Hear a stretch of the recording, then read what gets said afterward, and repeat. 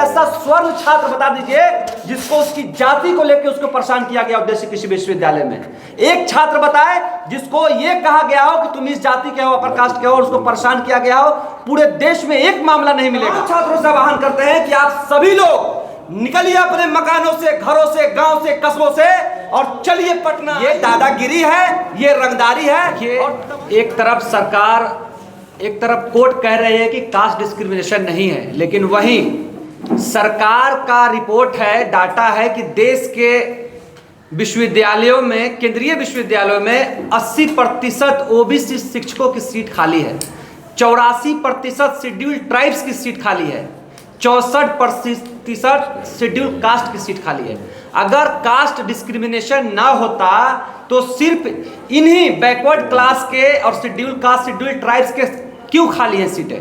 हम पूछना चाहते हैं आप मीडिया के माध्यम से कोर्ट से कि अगर कास्ट डिस्क्रिमिनेशन नहीं है और जो लोग हाय तौबा मचाए हुए हैं, मैं उनसे पूछना चाहता हूं कि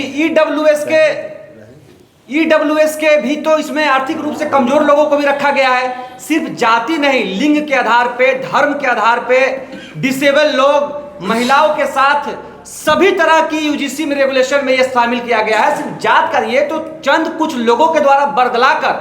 लेकिन मैं आपके माध्यम से चैलेंज करता हूं कि अगर आप ये सोचते हैं कि हम सड़कों पे उतरकर देश के संविधान को खत्म कर देंगे, लोकतंत्र को खत्म कर देंगे, और माननीय न्यायालय अगर रोड पे उतरे चंद कुछ लोगों के रोड जाम और इस तरह के मामले को देख के अगर फैसला देती है, तो हम 85% लोग हैं, हमारी आबादी 85% है। हम अगर सड़कों पे उतर जाएं तो क्या निर्णय बदल देगी कानून? क्या निर्णय कोर्ट बदल देगी?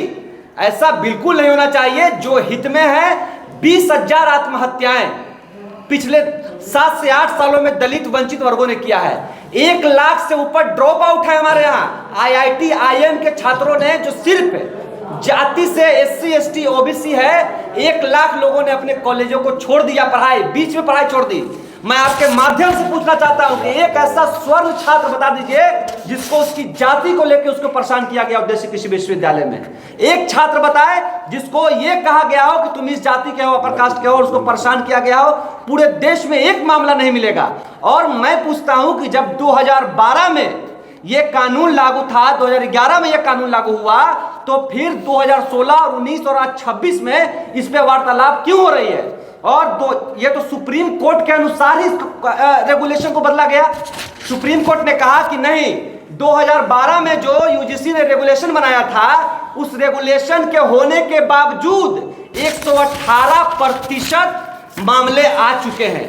तो जब 118% आए तो कोर्ट ने आदेश दिया कमेटी बनाने का, लेकिन फिर आज वही सुप्रीम कोर्ट कह रही है कि नहीं, वही कमेटी रहेगा। जब वही कमेटी रहेगा, उसमें कोई सुधार ही नहीं है, तो फिर 2012 की कमेटी यूजी रेगुलेशन रखने का क्या मतलब है? मेरा स्पष्ट मांग है देश के उन तमाम बौद्धिक लोगों से और देश के उच्च पदों पर बैठे लोगों से कि अगर यूजीसी रेगुलेशन 2026 में किसी भी तरह की जातीय हिंसा देखने को मिलती है, झूठे अपराध में अगर किसी जाति के लोगों को फंसाया जाता है, तो हम लोग आगे देखेंगे, हम लोग इसमें संशोधन करेंगे। लेकिन कानून लागू होने से पहले डर दिखा देना दलित पिछड़ों को कि हम सड़क पर उतरेंगे, तुम्हारे अधिकार की बात नहीं करेंगे, ये दादागिरी है, ये रंगदारी है। और तमाम पटना विश्वविद्यालय के हमारे जितने सीनियर बैठे हुए हैं, तमाम यहाँ पे जो छात्र बैठे हुए हैं, तमाम छात्रावासों के, वो तमाम लोग बिहार के तमाम विश्वविद्यालय के छात्रों से आज आह्वान करते हैं, हम लोग तमाम छात्रों से आह्वान करते हैं कि आप सभी लोग निकलिए अपने मकानों से, घरों से, गांव से, कस्बों से और चलिए पटना। आइए पटना विश्वविद्यालय का ऐतिहासिक पटना कॉलेज मैदान, वहीं से हम लोग इसके खिलाफ पटना में दिखाएंगे कि दलित ओबीसी पिछड़ों में कितना जोर है, और इस रेगुलेशन को हम लोग लेके रहेंगे। यूजीसी रेगुलेशन 2026 हमारा हक है।